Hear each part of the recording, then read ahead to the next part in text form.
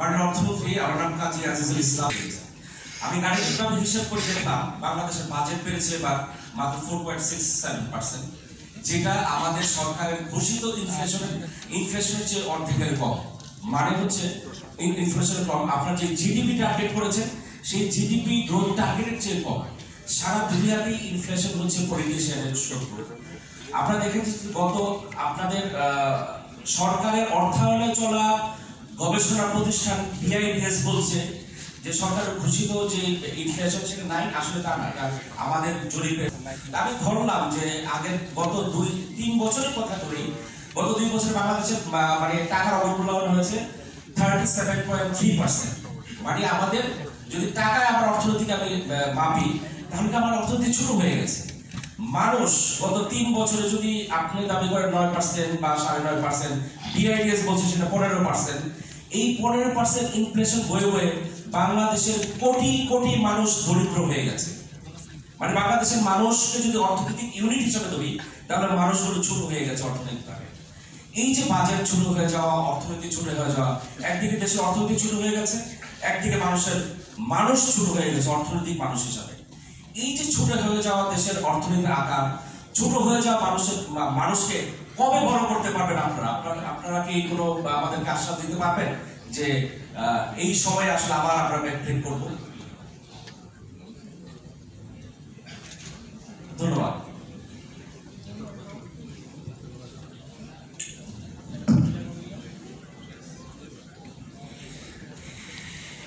Hello, আসলে আমি লোক সামলাতে পারছিলাম না। আপনার যে প্রশ্নটি করেছিলেন, অর্থনীতির আকার ছোট হয়ে গিয়েছে, এই কথাটা আমার মনে হয় সরকারের কট্টর সমালোচকেরাও বলবেন না।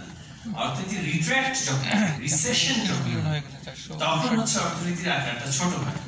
আর যখন প্রবৃদ্ধি হয়, গ্রোথ হয়, তখন সেই গ্রোথের সাথে কিছুটা ইনফ্লেশন হয়। ইনফ্লেশন আমাদের কিন্তু সার্বিকভাবে সম্পূর্ণ ইনফ্লেশনটা কিন্তু আমাদের জন্য সমস্যাটা হচ্ছে ফুড প্রাইস ইনফ্লেশন, যেটা জীবনযাত্রার সাথে সম্পর্কিত।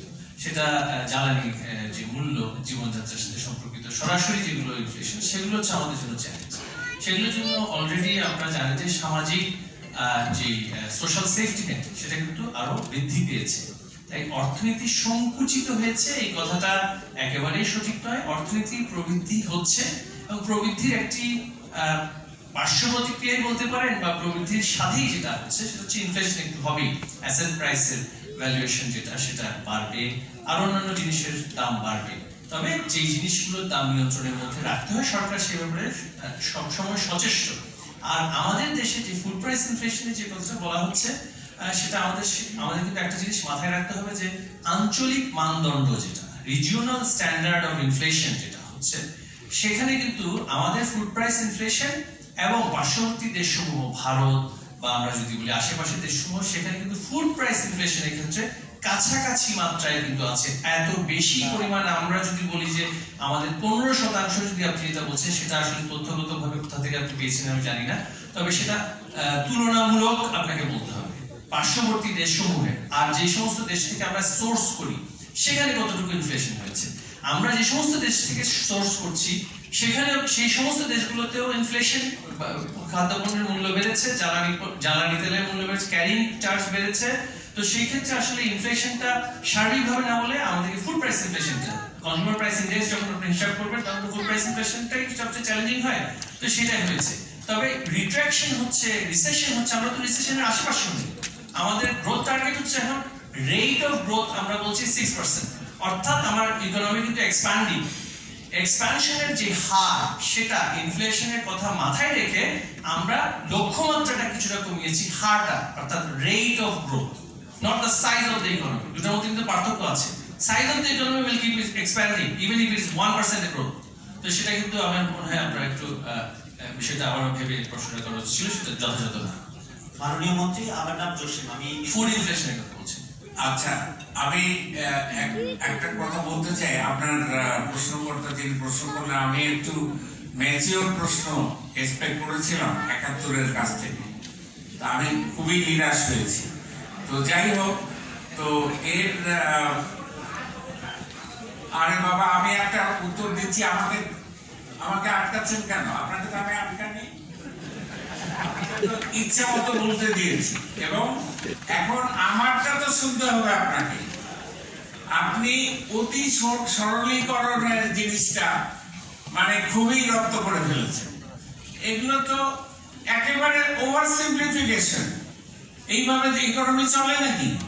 হ্যাঁ, আমরা সব ছোট হয়ে গেল, আমাদের সব শেষ। কোথায়? এগুলো না, আরো একটু পরে পরে আসবেন। এইভাবে অতি সরলীকরণ করবেন না, একটু ম্যাচুরিটি নিয়ে আসেন প্রশ্ন যখন করেন। ঠিক আছে, আমাদের অর্থ সচিব এখন বলবেন। জি, ধন্যবাদ স্যার। স্যার, এখানে একটা প্রশ্ন করা হয়েছে যে ইকোনমির সাইজ ছোট হয়ে গেছে, কিন্তু আসলে কিন্তু তা না স্যার। আমাদের গত বছরের এই চলতি বছরের বাজেটের সাইজ হলো 7,14,000 কোটি টাকা। সেখান থেকে আমরা 7,97,000 কোটি টাকা করেছি এবং আমরা আরো বড় করতে পারতাম, কিন্তু আমাদের এই মুহূর্তে প্রধান চ্যালেঞ্জ হলো ইনফ্লেশন। ইনফ্লেশনটা অ্যাড্রেস করার জন্য আমরা কন্ট্রাকশনারি মনিটারি পলিসি নিচ্ছি, বাজেট বেল টাইটেনিং করছি।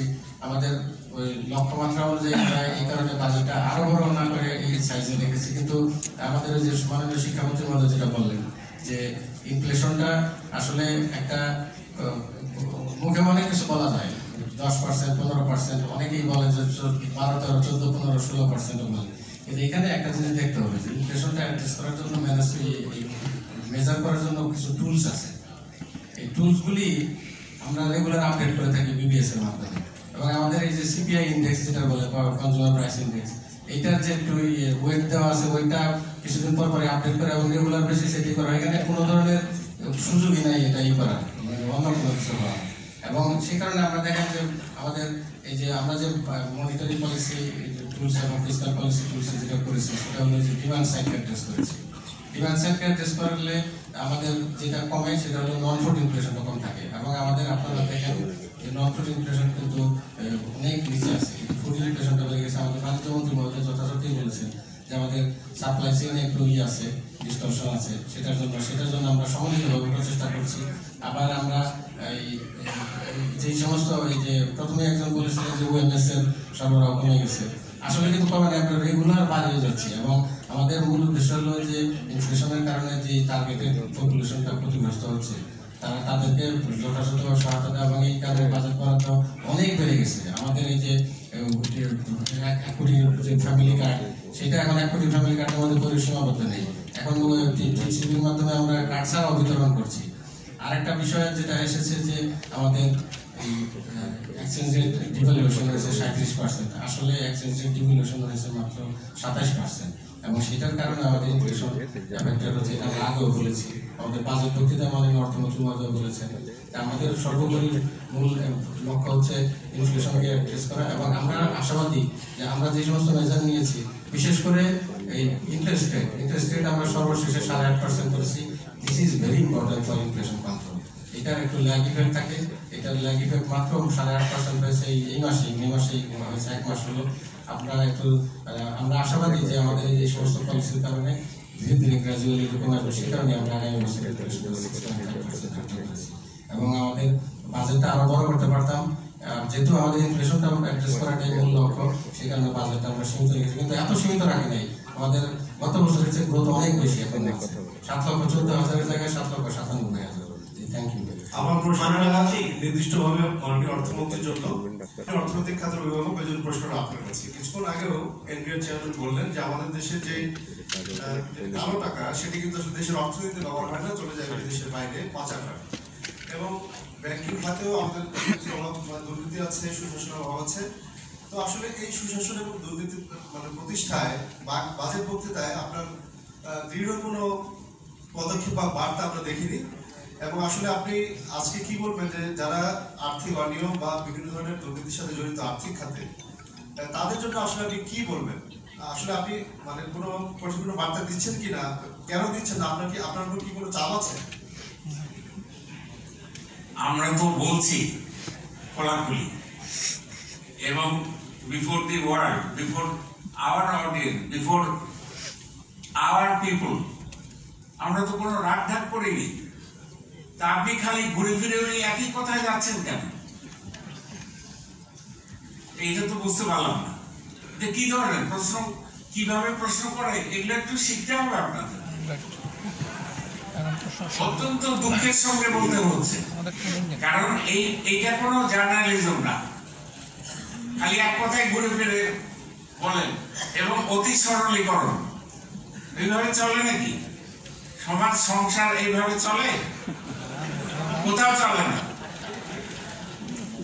এগুলো দেখেন, দেখে একটু শিখেন,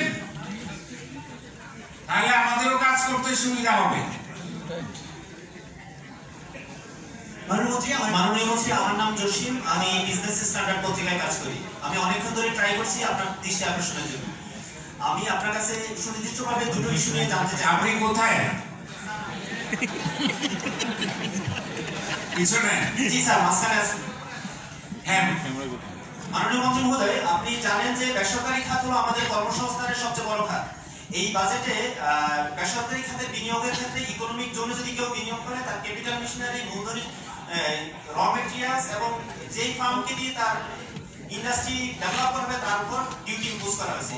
একই সাথে যদি জোনের বাইরে গিয়ে যদি কেউ বিনিয়োগ করে, আপনি জানেন ক্যাবিনেট ডিভিশনের একটা সিদ্ধান্ত আছে, ইকোনমিক জোনের বাইরে কোনো বিদ্যুৎ গ্যাসের কানেকশন দেওয়া হবে না এবং বাংলাদেশ ব্যাংকের একটা সার্কুলার আছে, তাদেরকে কোনো লোন দেওয়া হবে না।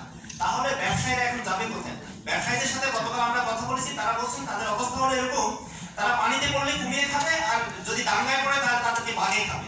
এটা হলো একটা। দ্বিতীয়টা হলো আইডিয়া। একটু দাঁড়ান, আগে একটা ট্যাকল করি, একটার উত্তর দিই। ব্যবসায়ী যে তাদের যে সংগঠন, তারা কিন্তু এরকম কিছু বলে নাই। আপনি দয়া করে তাদের মন্তব্যটা এই ঢাকা চেম্বার অফ কমার্স এবং এফডিসিসিআই এগুলো একটু দয়া করে পড়ে আসবেন। স্যার, আমরা কালকে ডিজিএম এবং বিডিএমের সাথে কথা বলছি, তারা মিডিয়াতে কোনো রিঅ্যাকশন দেয়নি শুধু এই একটা কারণে, কারণ তারা জানে না না, এফডিসিসিআই তো দিয়েছে, আমি নিজে দেখেছি, এবং ঢাকা চেম্বার অফ কমার্সও দিয়েছে। সেগুলো খবরও রাখার না।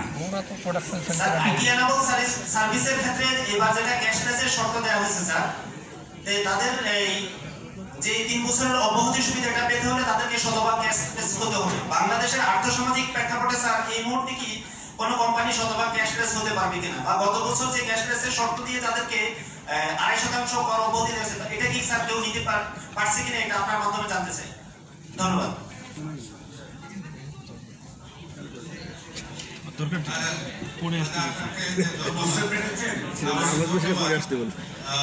তাদেরকে শুধু বলা হচ্ছে যে ইকোনমিক জোন বা এক্সপোর্ট প্রসেসিং জোন যেখানে আছে সেখানে তোমরা বিনিয়োগ করো। তার সুবিধা হলো যে ওইখানে সরকার দায়িত্ব নিচ্ছে, তাদেরকে সময় মতো বিদ্যুৎ এবং দেশের অর্থনীতি, আপনারাই বললেন যে অর্থনীতির সক্ষমতার শক্তি হলো প্রাইভেট সেক্টর।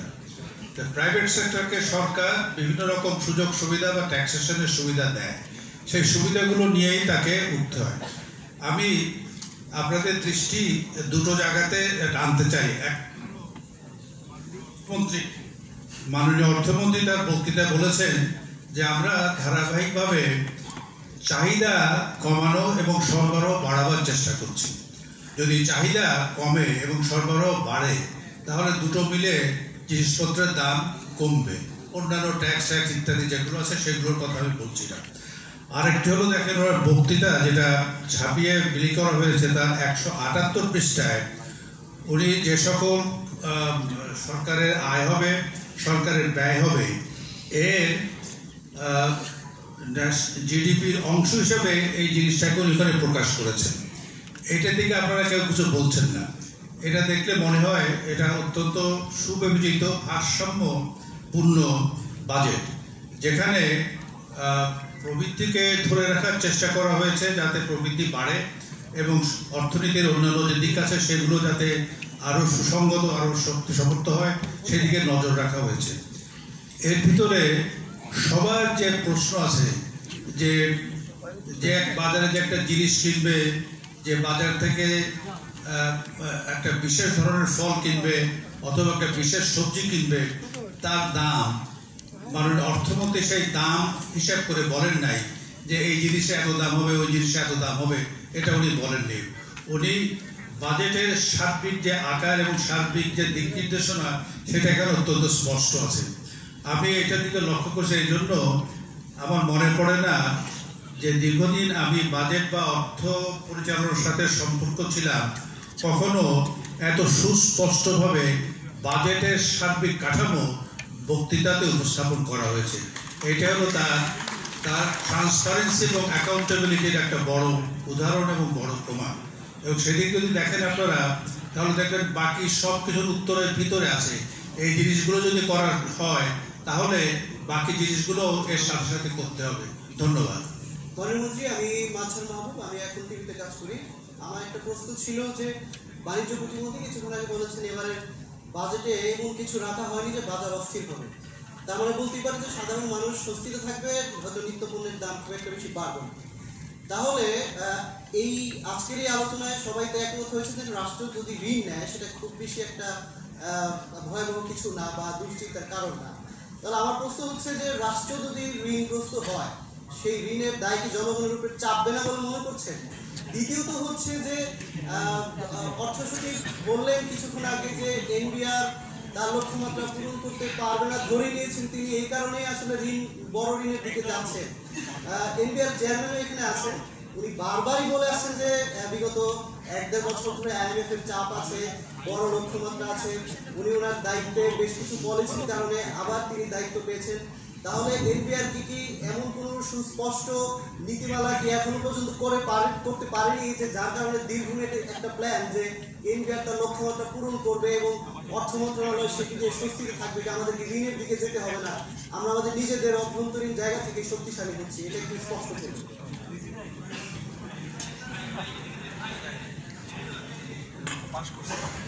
আমি একটু ঋণের বিষয়টা একটু বলতে চাচ্ছিলাম, যেহেতু আপনি প্রশ্নটা করেছেন। সরকার তার বাজেট ঘাটতি, পৃথিবীর সব দেশেই কিন্তু বাজেটের যে লক্ষ্য থাকে সেই লক্ষ্য শতভাগ কখনোই সেখানে অর্জিত হয় না, পৃথিবীর কোনো দেশেই সাধারণত হয় না। আর আমাদের যে এখন 35তম, আমাদের বিশাল যে অর্থনীতি, প্রায় 33তম জিডিপি আমাদের সারা পৃথিবীর সাথে তুলনা করতে গেলে, সবাই যে লক্ষ্যমাত্রা থাকবে সেটা শতভাগ অর্জিত হবে না। তবে ঘাটতির যে বিষয়টি, সেই ঘাটতির বিষয়টা সাধারণত 6% মতো, 5-এর মধ্যে থাকাটাই হচ্ছে আমাদের 5-এর মধ্যে। কিন্তু মার্কিন যুক্তরাষ্ট্রে যেটা এখন আমাদের হচ্ছে 4.6% বাজেট ঘাটতিটি এইবারের বাজেটে। তো সেটা যে লক্ষ্যমাত্রা তার চাইতে অনেক নিচে আছে, এবং উন্নত দেশগুলোর দিকে যদি আপনি দেখেন সেখানে 6%-এর ঊর্ধ্বে থাকে ঘাটতি। মার্কিন যুক্তরাষ্ট্রেরটা আমরা গতকাল চেক করলাম, সেটা প্রায় 6.8% সেই ধরনের একটা তথ্য আসলো। আর আমাদের কিন্তু সরকারের যে ঋণ সার্বিকভাবে সেটা আঞ্চলিক মানদণ্ডে, আবার বলছি, অনেক কম। তো সেই হিসেবে এমন কোনো পরিস্থিতি নেই যে আমরা ঋণগ্রস্ত অর্থনীতি, ঋণগ্রস্ত দেশ হিসেবে একেবারে পরিস্থিতি খুব ভয়াবহ অবস্থার দিকে যাচ্ছে। যেভাবে করে প্রচারণাটা করা হচ্ছে অনেক জায়গাতে, সেইটার আশেপাশেও এই অবস্থা নেই। এবং একই ধরনের প্রচারণা করোনার সময়ও করা হয়েছিল। বাংলাদেশের অর্থনৈতিক অবস্থা খুবই ভয়াবহ অবস্থায় পড়বে, করোনা পরবর্তী অবস্থা আরো ভয়াবহ অবস্থার মধ্যে পড়বে, এগুলো আসলে অনেকটাই অপপ্রচারের মতোই ছিল।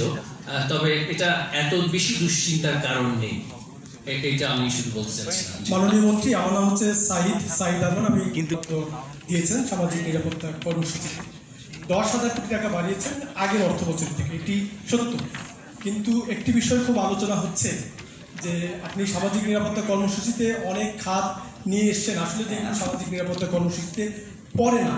আপনি তো খুব সজ্জন মানুষ বলছে যে আপনি কেন এই সামাজিক নিরাপত্তা কর্মসূচির বরাদ্দ বাড়াতে কেন এই গুদামিলটা দিলেন? আপনি যেটি বলতে চাচ্ছেন যে টোটাল বাজেটের প্রায় 17%, কিন্তু এটি অন্য খাতগুলো বাদ দিলে তো এটি 9%-এর কাছাকাছি। আপনার বরাদ্দ অনুযায়ী জিডিপির প্রায় 3.5%, কিন্তু এই যে পেনশন, সঞ্চয়পত্র সুদ, এইগুলো বাদ দিলে এটি কিন্তু 1.5%-এর কাছাকাছি। আপনি এই সামাজিক নিরাপত্তা কর্মসূচি নিয়ে আসলে কেন গুদামিল দিলেন? এটি এক। 2 হলো একটু জানতে চাই যে আপনি বলছেন যে এই অর্থবছর শেষে আমাদের রিজার্ভ প্রায় $32 বিলিয়ন দাঁড়াবে, যেটি এখন প্রায় $20 বিলিয়ন কাছাকাছি। তো এই বাংলাদেশ ব্যাংক তো অনেকদিন ধরেই চেষ্টা করছিল রিজার্ভ বাড়াতে, কখনো 10 বিলিয়ন বাড়লে আবার 5 বিলিয়ন, 10 মিলিয়ন বাড়লে 5 মিলিয়ন কমে। তো এই প্রেক্ষাপটে আপনি রিজার্ভ বাড়াবেন আসলে কিভাবে? আপনি কি কেন্দ্রীয় ব্যাংকের গভর্নরকে দায়িত্ব দিচ্ছেন কিনা যে টাকা ছাপে তাকে ডলার ছাপাতে, এরকম কোনো দায়িত্ব দিয়েছেন কিনা আসলে? এটা আমার ইনিশিয়াল রেসপন্স হলো এটা একেবারেই নন সিরিয়াস প্রশ্ন। ঠিক আছে, এই প্রশ্নের উত্তর দেওয়ার যোগ্য নয়। আমাদের অর্থনৈতিক উপদেষ্টা মাননীয় প্রধানমন্ত্রী উনি বলবেন। আমি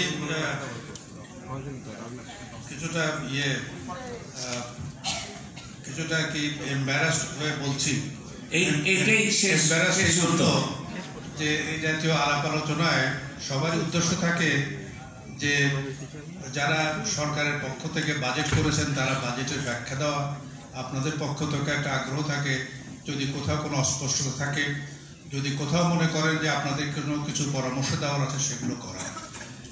এই যে অর্থমন্ত্রীকে জিজ্ঞাসা করা হলো যে আপনার কি কোনো টান আছে নাকি যারা অবৈধ অর্থ উপার্জন করেছেন, আবার পরে বলা হলো যে আপনি কেন এই গোজামিল দিলেন। গোজামিল না, আপনি যদি আগের বাজেটের এই হিসাবটা দেখেন সেখানেও দেখবেন যে সকল খাতের ব্যয় এই সোশ্যাল সেফটি নেট হিসাবে যোগ করা হয়েছে, এবারও তাই করা হয়েছে, আগের ধারাবাহিকতা এখানে আছে।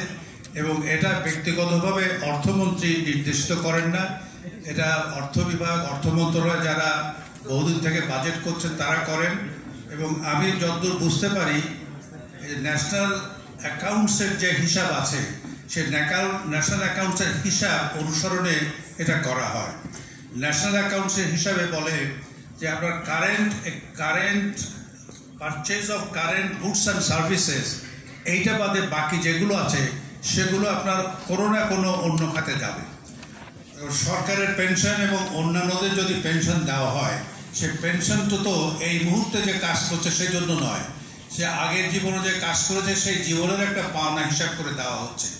এবং সরকার এখন যে সার্বজনীন পেনশন স্কিম প্রবর্তন করছে, সেই প্রবর্তন করলে দেখবেন যে এই পেনশনে, এবং যেটা মাননীয় অর্থমন্ত্রী তার বক্তৃতাতেও বলেছেন যে আগামী জুলাই মাস থেকে সরকারি কর্মচারী অথবা কর্পোরেশন যারা আছে যারা পেনশন পান তাদেরকেও এই সার্বজনীন পেনশন স্কিমে বা ইনকাম ইন্স্যুরেন্স স্কিমে নেওয়া হবে।